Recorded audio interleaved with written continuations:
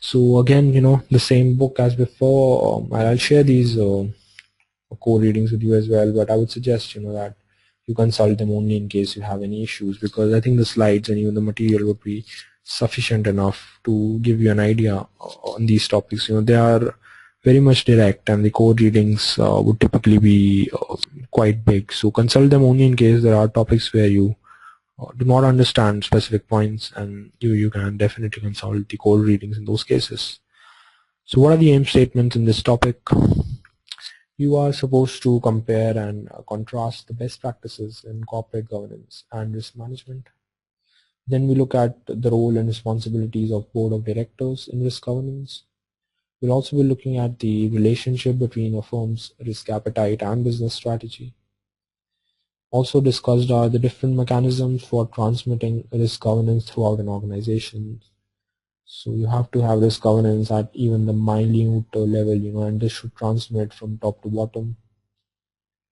We'll also be talking of the interdependence of functional units or departments within a firm. And finally, we'll be looking at the roles and responsibilities of a firm's audit committee. So let's get started. Again, more or less a theoretical aim statement. So what are the best practices in corporate governance? It's a best practice to have independent members, a majority of independent members in board of directors. So I was talking about the best practice in corporate governance. The majority of members on the board of directors should be independent. Independence basically means that they should not be part owners, shareholders, or they should not have any stake or even any position of responsibility in the company. They should be independent and should have no relationship as such to company or its other board members or its CEO or other top management. So this independence would basically guarantee that this board of directors is more or less accurately representing shareholder interests. So majority is more than 50%, but I would say it's best practice to have 75% plus members as independent. So 3/4 of the members should be independent. So as we talked about, board is the representative of interests of stakeholders. Stakeholders include both share and debt holders. So these are those major stakeholders in the company, and the board has to be able to represent their interests very, very well. As we already talked about, the independence would guarantee that there's not much overlap in personnel. So say, CEO of a bank or a financial, or say any organization should not also be the chairman of the board. So this would cause a conflict of interest, because the CEO is responsible for the day-to-day management, and if he's on the board of directors, then there might be some bit of conflict of interest because he won't be able to represent the shareholders accurately. I'm not saying that he must not be on the board, but definitely being the chairman of the board would be a point of conflict of interest. Also, the agency risk, which is the risks of having agents, managers, or senior management. That kind of risk should be tackled. Conflicts of interest in management should be avoided. Performance-linked pay should be evaluated very carefully. And also the risk rewards you. You shouldn't have a situation where there is limited downside for a trader or any employee, and the upside is more or less unlimited. That would create a skew and a conflict of interest possibly. CRO is the most important risk personnel in an organization. The chief risk officer, he acts as a link between corporate governance and risk management. So the CRO would be basically the common element in the corporate governance framework, and basically the higher level management and board of directors, and also the risk management team in the bank or in the financial organization. Let's talk about best practices in risk management now.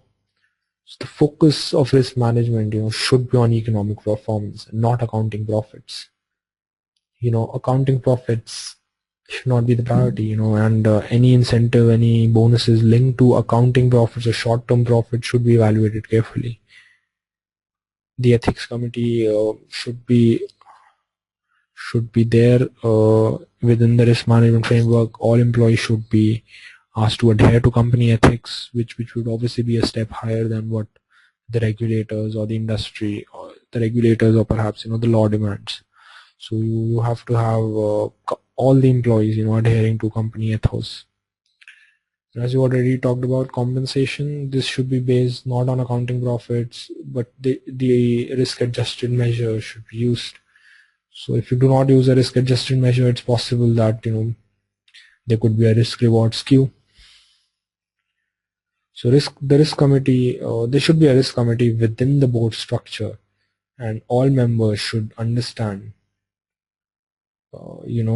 should understand risk as a whole and the technical aspects of it as well. All members of the risk committee should have an idea of the risk management frameworks that are and the best practices well in risk management. Finally, there should be a separation. There should not be any conflict between the risk and audit committee. There should be no overlap, basically. So, the risk committee and the audit committee should be separate, and they should be independent of each other. So let's move on. So what is risk governance actually? Risk governance is, how the corporate governance part which relates to risk. So the risk management duties of the board, the risk governance part of it can be discharged through a director called the risk advisory director. So obviously this guy would be a member of the board. He will be a director in the company, and his title, could be something like a risk advisory director. So his responsibilities would include review and analysis of the firm's risk management policies and the periodic risk reporting that the firm has. Also the firm's risk appetite, the internal controls, financial statements, any third-party transactions, and internal and external audit reports. From an exam point of view, again, no need to remember each and every one of these points. Just remember what the crux of the matter is. The risk advisory director is a person who is responsible for handling, the board of directors, risk governance requirements. Risk management should be his prerogative, and any periodic reports. The risk appetite, of course, should be controlled. So I would suggest you just browse through this, and any point that you do not understand, please let me know. But from an exam point of view, it's more or less important to understand the overall view of what a risk advisory director does. I'll give you a moment to go through these points, and please ask your questions if any. Okay, so let's move on to the next topic, which is firm-wide risk governance. So firm-wide risk governance is essentially, we talked about having a risk director, but what about transmitting the risk management and the ethos to the entire firm, and to have governance not at just the higher level but also at an individual and director level or at an employee level. So we have a risk management committee that can be set up for that. We talked about the risk committee or the risk management committee previously. So this is something that is set up within the board of directors. So you have a separate committee comprising some members from the board of directors, some say from the risk managers, some other important personnel can be included in this committee. So what are the responsibilities of the risk management committee? Right, this committee has to be able to identify financial risks, measure, monitor them, also approve any credit lines, facilities, any above limits, above matrix limits or above normal limits, and the thresholds of flags. Whenever they are breached, they should be identified by this team. So credit facilities could involve lending it to any customers, or it could also involve having desk level limits.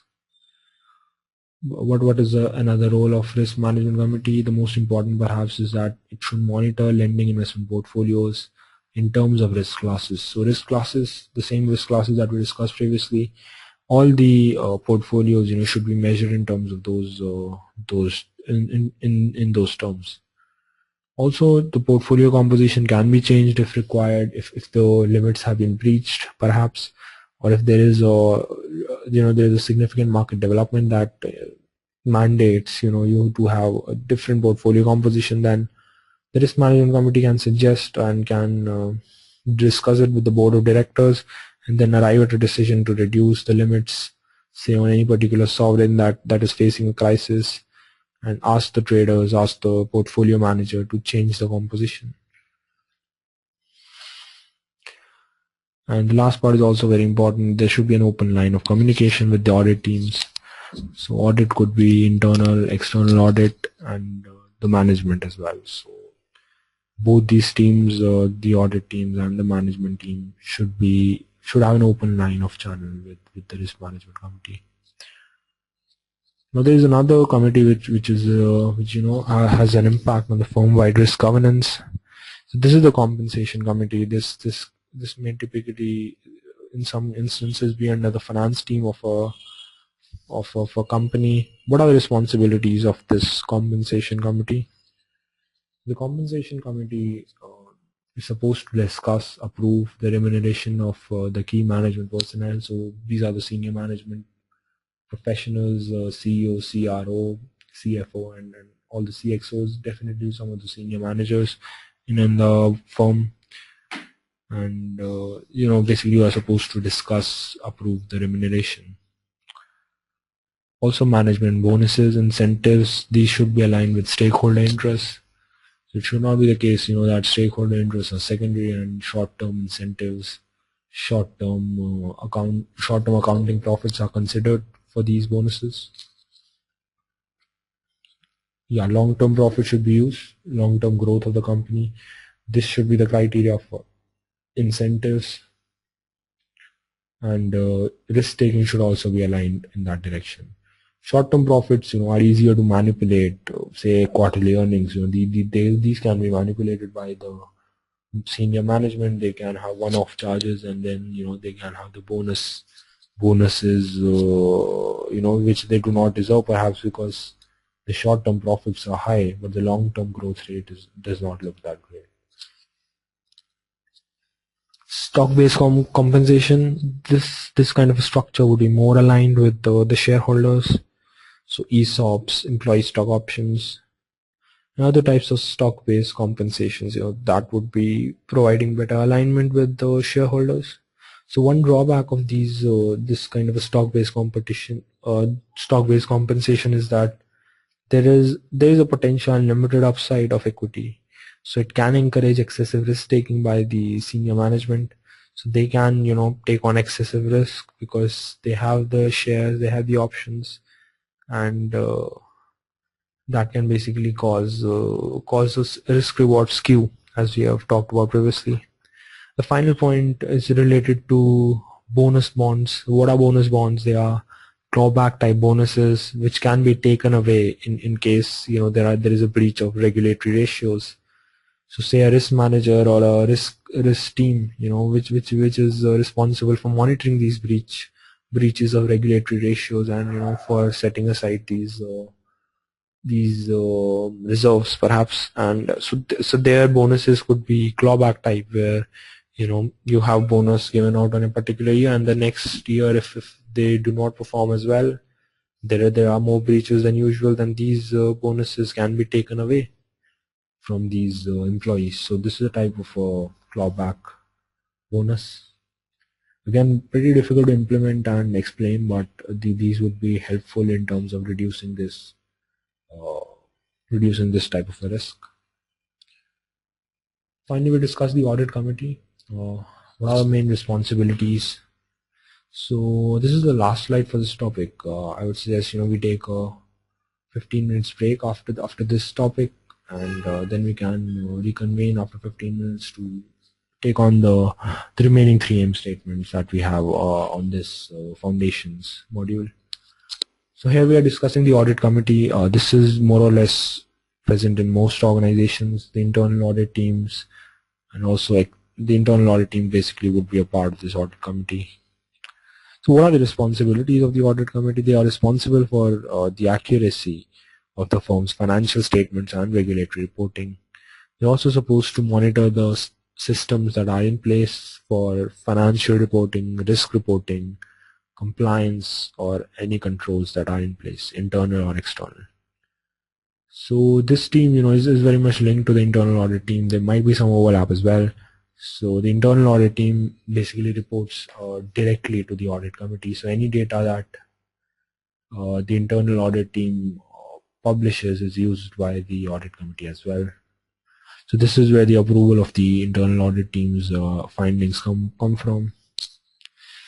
So what is the requirement for an audit committee member? He should possess good financial knowledge, definitely good accounting skills, and good accounting knowledge related to GARP, related to IFRS, and financial statements and controls as well would be helpful.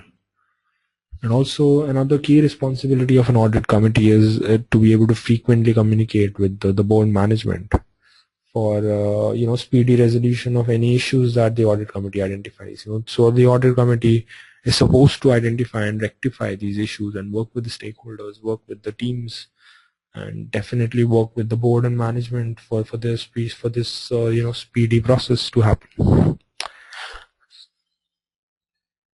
And finally, the last 2 points are related to maintaining minimum standards in legal, compliance, risk management. So also some duties related to to optimize the firm operations. So from an exam point of view, how can the same statement be tested? Definitely, you could be given 4 options where you are asked to select the correct option related to the correct responsibilities for the audit committee, for the risk committee, or for the risk advisory director that we talked about.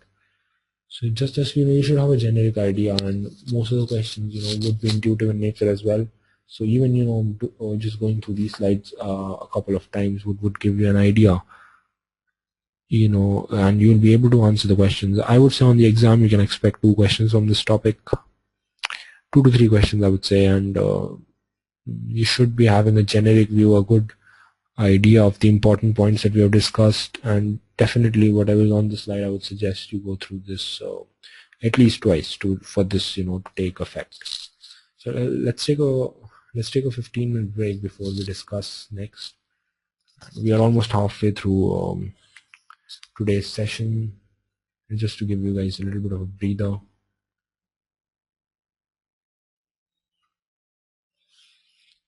Hoping you all are back. So there are just three small slides remaining in this aim statement, which is corporate governance and risk management. Let me just get this on slideshow. So this slide basically gives you the interconnection between basically how the delegation process works for in this case a market risk authority. So here you can see the usual suspects. The risk committee is there. There's something called the senior risk committee, which can be which is pretty much basically supersedes this. So this would be like reporting to this senior risk committee. We have the CRO. The heads of business would be individual business units, desk heads, business unit managers. Again, we have their independent responsibilities. The risk committee of the board. This would apologies. So this risk committee of the board is the superior entity, and the senior risk committee would be basically reporting to this particular risk committee of the board. So what is the responsibility of the risk committee? It will approve market risk tolerance for each year. Here we are specifically considering market risk, but again, credit risk frameworks would be similar. So senior risk committee has two-step procedure. It basically is supposed to approve the market risk tolerances, stress performance limits, supposed to review business unit mandates and any new initiatives it is supposed to look into from a risk perspective. Also, it delegates some of its authority to the CRO. So CRO is the Chief Risk Officer. Also reserving is done by the Senior Risk Committee. Any authority, so additional authority approved by the risk committee of the board is handled by the senior risk committee. So what are the responsibilities of CRO? We have discussed it previously as well. So he's responsible for independently monitoring the limits. His team basically, and CRO may order positions to be reduced for market, credit, or operational concerns. CRO basically also takes care of some reserving needs. He delegates some of his work to the head, some of the rest to the heads of business.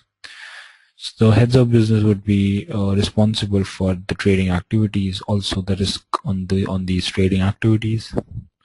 The business unit manager, which falls basically below the heads of business. So these managers would be responsible for risk and performance of the business. They have to ensure that the limits are delegated correctly to the traders, and the traders are aware of the limits before trading. So this particular snapshot is taken from the core reading on this, and this I found very helpful when trying to understand how the hierarchy works and how the delegation process works in a typical financial organization. So let's move on. So the risk appetite and business strategy. What is the risk appetite? It is the tolerance or the willingness to accept risk. So the risk appetite of the firm would be reflected in the risk limits. So there would be some bounds which will be set on business strategy. There would be some limits in place. So business strategy, cannot just take any project which has a positive NPV. There would be other considerations involved, like what is the impact on risk of that business strategy, how it basically impacts the firm from a risk perspective. Also, the board of directors, they are supposed to approve the firm's risk appetite. They assist the management in developing the firm's strategic plan and direction. But what is the logical consistency, the logical relationship between risk appetite and business strategy? Those are very interlinked terms, because if the firm does not have risk appetite for a particular business strategy, then that will have to be shelved. So excessively risky business plans will have to be abandoned or modified if they do not meet the risk appetite of the firm. If the firm, it's not possible, it's not feasible to take on a particular strategy because of its risk considerations, then that plan will have to be shelved. The final slide in this topic is related to the interdependence of functional units. So what is a functional unit basically in an organization? Functional units would be different business units that are operating independently of each other with different heads, and then all those functional units essentially report to the heads, which is the CEO or the CFO. So when we talk about finance unit, the finance unit is basically responsible for developing valuation and the financial policies of the company. So the finance unit, is all obviously linked to other units as well, specifically the operations unit. The operations unit is also responsible for valuation, for using these valuation policies for preparing asset valuation. They are very important in terms of managing the data which other units are using. So that is an interdependence with other units. Also, trade recording reconciliations is performed by the operations functional unit within a firm. And there is another point in terms of the interdependence, which is that these two divisions combine to produce the P&L statement, the final P&L statement that the company releases to its investors. So this is it for this topic, which is risk governance and corporate management.